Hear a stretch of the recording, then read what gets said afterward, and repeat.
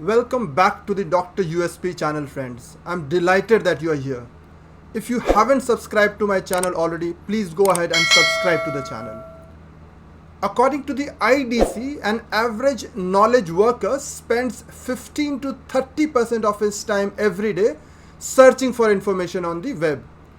And 50% of these searches fail. That's because these searches are not focused. Today I'll discuss how to Google search like a pro. 12 Google powered search tips. Let's watch.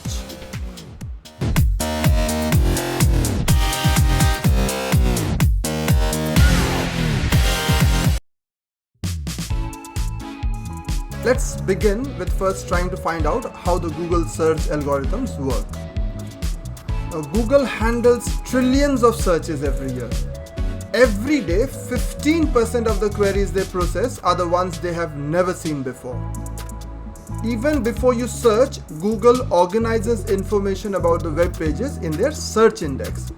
The index is like a library, except it contains more information than in all the world's libraries put together.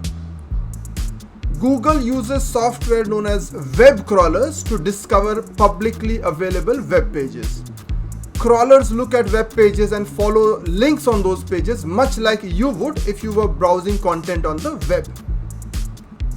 The Google search index contains hundreds of billions of web pages and is well over 100 million gigabytes in size. It's like the index in the back of a book with an entry for every word seen on every web page Google indexes. With the amount of information available on the web, finding what you need would be nearly impossible without some help sorting through it. Google ranking systems are designed to do just that. Sort through hundreds of billions of web pages in the search index to find the most relevant, useful results in the fraction of a second. To give you the most useful information, search algorithms look at many factors, including the words of your query, relevance and usability of pages, and your location and settings. The weight applied to each factor depends on the nature of your query.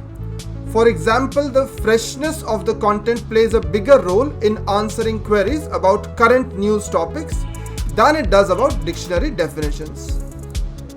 To return relevant results for your query, Google first needs to establish what information you are looking for, the intent behind your query. This involves steps as seemingly simple as interpreting spelling mistakes, synonyms, context, and other such things. Search algorithms also try to understand what category of information you are looking for. Is it a very specific search or a query? Google tries to find if you are seeking out fresh content or old ones. Search algorithms try to understand what category of information you are looking for. If you are searching for trending keywords, their freshness algorithms will interpret that as a signal that up-to-date information might be more useful than older pages. The web is constantly evolving with hundreds of new web pages published every second. That's reflected in the results you see in the Google search. They constantly recrawl the web to index new content. Let's begin the first Google Power Search tip. The use of quotation marks in a Google search is a signal to Google that we are looking for exact phrases in that particular order. So for example, if I want to search for Indian cricket history within quotes, let's see the result we get. So the first result we get here is from the Wisden site. It's about the dates in Indian cricket history. And the amount of search results we get is like 33,000. We can see it here. So we're getting more focused results. But if I do not use these double quotation marks, then what do I get? So if I remove these quotation marks, let's see what do I get.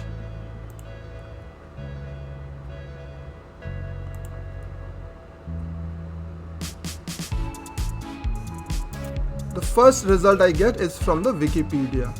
and then we have many other results. And as you can see, the amount of search here is also quite large. The amount of results that we have got here is much larger than we got last time, so it is less focused. So the use of quotation marks focuses our search and tells Google that we are looking for these phrases in this particular order.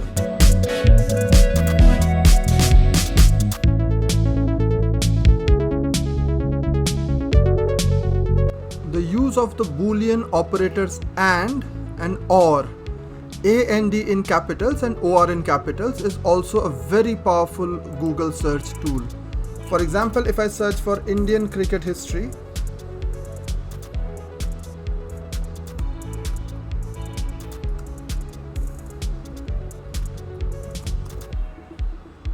and I put in and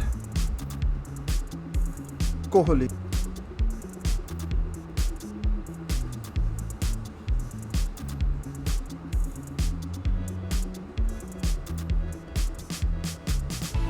so the results I will get will include both the search results for Indian cricket history and Virat Kohli, the present Indian cricket captain.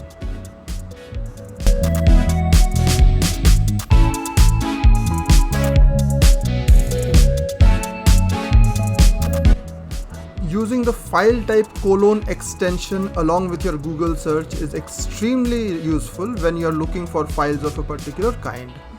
For example, if I am looking for files of IPL 2021 and the file type I require is PDF, then I will type IPL 2021 then space file type : PDF, and this is what I'll get. All the results I'll get will be of PDF type.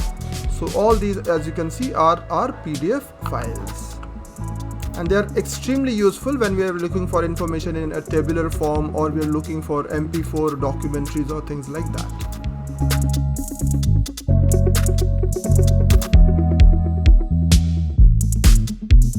When we require the exact definition of a word, we use the search term define before the exact search term. Earlier we used to have to put a colon after define. These days you don't have to put colon, you just have to type define and then the term that you want to define. For example, if I want to define paradigm, this is how I search, and this is the result I get. I get a dictionary result of what a paradigm is.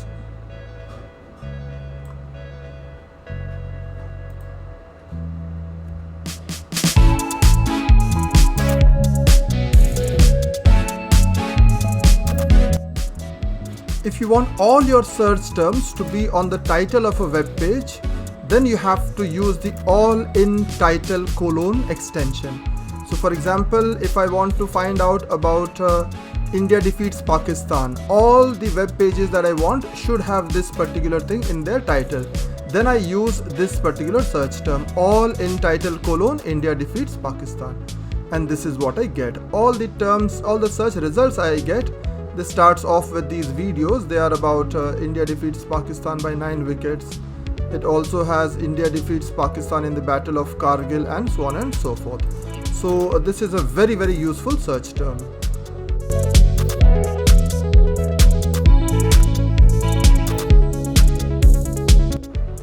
If you want to limit your search to a particular site or to a particular domain type, for example, if you want to search for education in India and you want to limit your search only to gov.in sites, then this is what you do. You type in education in India and then you write site : gov.in. There must be no space after site. And then the results you get will all be about or from sites which have a gov.in extension, as you can see here.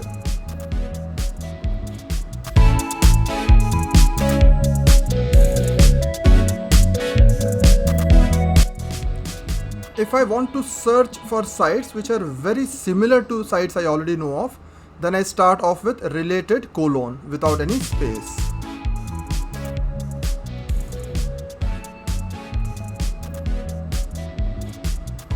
For example, if I want to search for sites which are very close to the UGC or similar to the UGC.ac.in sites, this this is what I do. And these are the results I get. They're all related to UGC in some ways. They are about universities or educational institutions.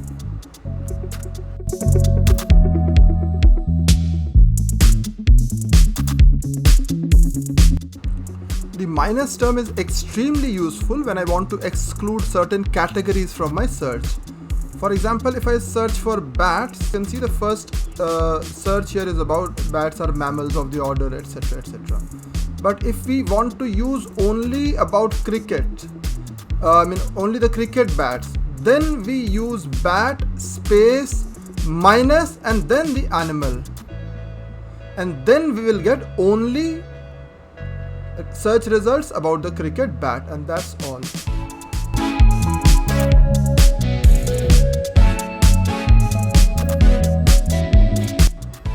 If you want to limit your search to a time before a particular year or a particular date, then you use the term before colon. For example, if I want to search Indian cricket history before 1983, then I will type in Indian cricket history before 1983. And the results I get will be before 1983. If I don't specify a date, then Google takes it as 1st January of that particular year.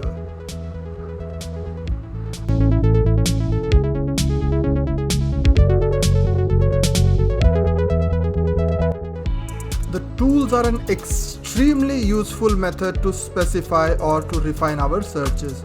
So the tools are there in the search box, as you can see, and once you click onto the tools, it provides you with a number of options. For example, if I want to limit my search to the past 24 hours or to a particular time range, I would need to click onto any time here after I click onto the tools. And this is a very, very useful way of providing results for any time, for past hour, for past 24 hours, for past week, for past month, past year, or you can even specify a custom range.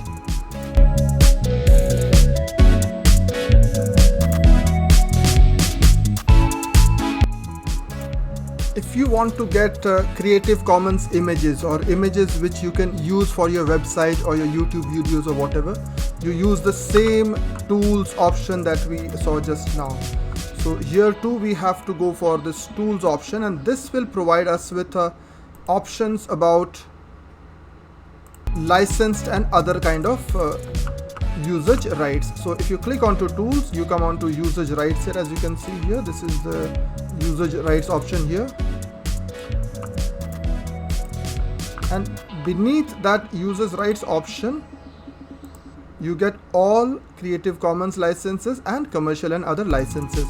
So if you use Creative Commons, or if you click Creative Commons licenses, then you get a set of images which you can use just by attributing it or whatever the Creative Commons license terms are.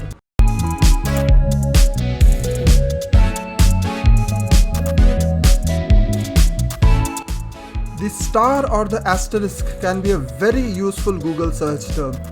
It is known as a wildcard operator, and it is used as a placeholder. For example, within quotations, if I use it after 2 or 3 words or a phrase, then it's a placeholder which can hold up to 5 words. For example, if I type in India defeats and then I type in the asterisk, then it will take in a lot of words after the asterisk, as you can see here. So if I search for that, I will get results which are which will have India defeated and then some other words. So let's find out.